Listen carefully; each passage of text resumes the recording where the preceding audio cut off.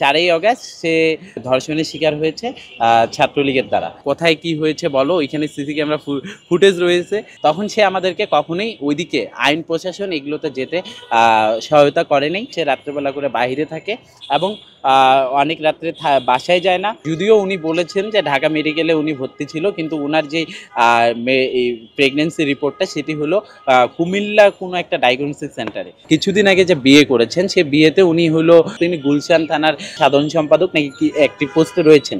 আদ্রিনা মাহি সে নাকি এআইবির শিক্ষার্থী, সে পরিচয় দিয়েছিল। তো আমরা ভেবেই নিয়েছিলাম যে সে একজন শিক্ষার্থী।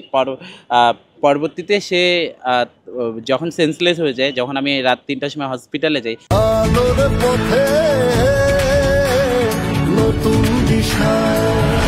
হামজা ভাই যখন আমাকে কল দেয়, আমি তখন তানজিনা তামিম, হাফসা এবং জান্নাত, বদিরুন্নাসার জান্নাত এবং ইডেন মহিলা কলেজের ফারিয়া নামে একটি মেয়ে ছিল, এবং আমরা সকলেই মিলে তার চিকিৎসা তৎপরতা এবং চিকিৎসা যত দ্রুততার সাথে করা যায় সেটি ব্যবস্থা করেছিলাম এবং একটি সিটেরও ব্যবস্থা করে দিয়েছিলাম মেডিকেলে। ওই দিনের পরবর্তী সময় থেকে আমি তার বিষয়ে জানতে পারি যে সে কোনো একটি ঘটনায় সাক্ষী হয়েছে জুলাই অভ্যুত্থানে। পরবর্তীতে আমি তাকে মেন্টালি সাপোর্ট এবং প্রশাসনিকভাবে যত সহায়তা দেওয়া যায় আমি সেটি চেষ্টা করেছি, এবং তাকে মানে আদ্রিনা মাহি আমাদেরকে কখনোই সে বিষয়ে সহযোগিতা করেনি। 4ই অগাস্ট সে সাইনবোর্ডের এখানে সে একটু ধর্ষণের শিকার হয়েছে ছাত্রলীগের দ্বারা। পরবর্তীতে আমরা জানতে পারি এই বিষয়ে, তখন 2জন কি 3জন সংঘবদ্ধ তাকে ধর্ষণ করে, এই বিষয়টি সে আমাকে বলেছিল। পরবর্তীতে আমি তাকে আরও কোশ্চেন করি যে কোথায় কি হয়েছে বলো, ওইখানে সিসি ক্যামেরা ফুটেজ রয়েছে, ইন্টেলিজেন্স আছে বাংলাদেশে, ওগুলো কখনোই যদি সিসি ক্যামেরা ফুটেজও চলে যায় সমস্যা নাই, ইন্টেলিজেন্স আছে, ওইটা বের হয়ে আসবে। তখন সে আমাদেরকে কখনোই ওইদিকে আইন প্রশাসন এগুলোতে যেতে সহায়তা করেনি, এবং আমাদেরকে সবসময় বলছে যে এটা আসলে আমি এভাবেই নিচ্ছি। তখন আমি বলছি তোমার ফ্যামিলি এখন কি করে, তখন সে বলছে যে আমার ফ্যামিলির সাথে আমার কোনো কানেক্টেড নেই।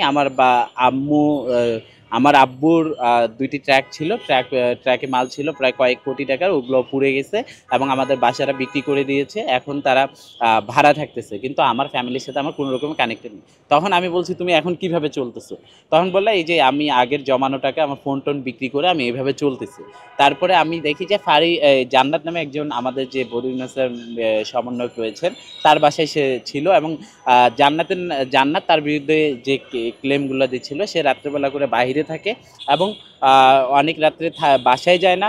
আবার সে যখন প্রেগনেন্সি রিপোর্ট যখন সবাইকে বলে যে হ্যাঁ আমার পজিটিভ, তারপরে ডক্টর তাকে রেস্টে রাখে, কিন্তু সে পরবর্তী সময় আমরা দেখেছি যে সে বিভিন্ন জায়গায় ঘোরাফেরা করতো। এটি জান্নাতও বিব্রত হতো, যেহেতু জান্নাত তার ফ্যামিলি নিয়ে তার বাসায় থাকতো। জান্নাত যে বিষয়টি আমাদেরকে জানায়, কিন্তু আদ্রিনা মাহি আমাকে হঠাৎ একদিন বলে যে জান্নাত আপু আমাকে বাসায় রাখতেছে না, আমি বাসা থেকে চলে যাবো, অন্য একটি বাসায় থাকবো।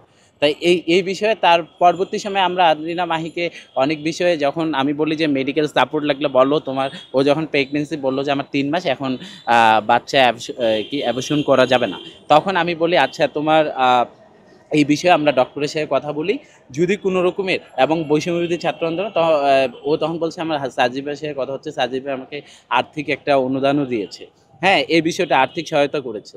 কিন্তু সাজিদ ভাই পরবর্তী সময় এত ব্যস্ততার মধ্যে, ওই সময় তো বন্যার সময় অনেক ব্যস্ত ছিল সাজিদ ভাই, এত ব্যস্ততার মধ্যেও তবুও নেটওয়ার্কগুলো যেই মমর কাছে পৌঁছাই দিচ্ছে এবং বিভিন্ন জনের সাহায্য নিয়েছে, কিন্তু পরবর্তীতে উনার কোনো আমরা সহায়তা পাইনি, যে আমরা যে বিষয়গুলো রোল প্লে করবো সেই রোলগুলোতে উনি আমাদেরকে সেই সহায়তা করেনি।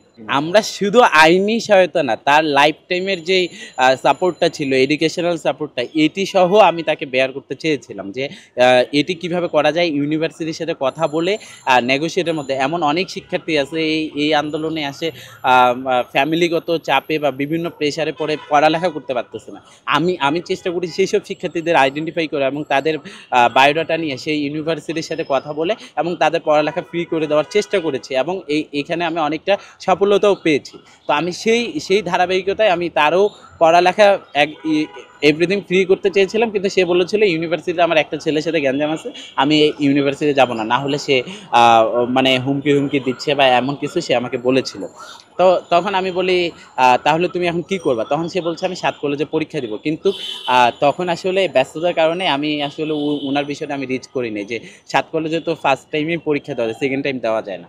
তো আসলে বিষয়গুলো এমনই ছিল আসলে। উনার কাছে যে বিষয়গুলো ছিল ওগুলা খাপছাড়া ছিল। কোনোটা সত্যতা পাইনি, এবং সত্যতা এভিডেন্স যদি সে আমাদেরকে দিত তাহলে আমরা হয়তো আমাদের জায়গা থেকে স্ট্যান্ড থেকে আমরা দাঁড় হতাম ওনার বিরুদ্ধে। মেডিকেল রিপোর্ট কোনোটাই হাজির হয়নি, যদিও উনি বলেছেন যে ঢাকা মেডিকেলে উনি ভর্তি ছিল, কিন্তু উনার যে প্রেগনেন্সি রিপোর্টটা সেটি হলো কুমিল্লা কোনো একটা ডায়াগনস্টিক সেন্টারে। তো কুমিল্লা ডায়াগনস্টিক সেন্টার থেকে কিসের একটা রিপোর্ট আসে সে, যেটি ঢাকা মেডিকেলে যদি ভর্তি থাকে। বিষয়গুলো আমি বলেছি, বিষয়গুলো প্রত্যেকটাই খাপছাড়া। এটা আসলে প্রশাসনকে উচিত এগুলো নিয়ে ইনভেস্টিগেশন করা এবং সত্যতা নিয়ে আসুক। যদি উনি আমাদের এই গণ অভ্যুত্থানেরই অংশ হন তাহলে রাষ্ট্রীয়ভাবে তাকে স্বীকৃতি দেওয়া হবে এবং রাষ্ট্রীয়ভাবে তার দায় পুরোটাই রাষ্ট্র নেবে। এটি আমরা মনে করি। সত্যতা নিশ্চিত না হওয়া পর্যন্ত কোনো একটা রাজনৈতিক দলের প্রেস উইং থেকে যদি কোনো রকমের ব্রিফ আসে সেটি আমাদের জন্য দুঃখজনক। আসলে দেখুন এই শিক্ষার্থীরা এখন পর্যন্ত আমরা ক্লাসে ঠিকমতো পরীক্ষা অ্যাটেন্ড করতে পারতেছি না, ক্লাস করতে পারতেছি না ঠিকমতো, এখনও রাজপথে রয়েছে, এখনও রাষ্ট্র নির্মাণে আমরা রয়েছি রাজপথে। আর সেইখানে এসে আমরা এই কাজগুলো করছি, কিন্তু আমাদের কাজের ক্ষেত্রে একটু যদি কেউ আসে সমালোচনা করে, সেই সমালোচনা সত্যতা নিশ্চিত না হওয়ার আগে যে আমাদের উপর সমালোচনা করছেন এবং আমাদেরকে প্রেশার ক্রিয়েট করছেন, সেটি আসলে দুঃখজনক। এই কারণেই বলেছিলাম যে এটি রাজনৈতিকভাবে কোনো একটি প্রোপাগান্ডা বা রাজনৈতিকভাবে কেউ একজন সুযোগ নিচ্ছে, সুযোগ সন্ধানী যারা রয়েছেন তারা সুযোগ নিচ্ছে এই বিষয়ে। যেহেতু প্রাইভেট বিশ্ববিদ্যালয়ের শিক্ষার্থী, আমিও সেই প্রাইভেট বিশ্ববিদ্যালয়ের শিক্ষার্থী, তবে নারীদের ক্ষেত্রে অনেক বেশি অ্যাক্টিভ ছিল রিমি আপু, নির্বাহী কমিটির সদস্য। রিমি আপুর সাথে তার কানেক্টেড ছিল এবং রিমি আপু সেই বিষয়ে অবগত ছিল। রিমি আপু তার বিষয়ে আরও সত্যতা নিশ্চিত করে যে তিনি কিছুদিন আগে যে বিয়ে করেছেন, সে বিয়েতে উনি হলো উনার যে হাজব্যান্ড, কিন্তু এটা কোনো ডকুমেন্ট নাই, তবু উনি যাকে হাজব্যান্ড বলছেন তিনি গুলশান থানার সাধারণ সম্পাদক নাকি কি একটি পোস্টে রয়েছেন একটি বিশেষ রাজনৈতিক দলের।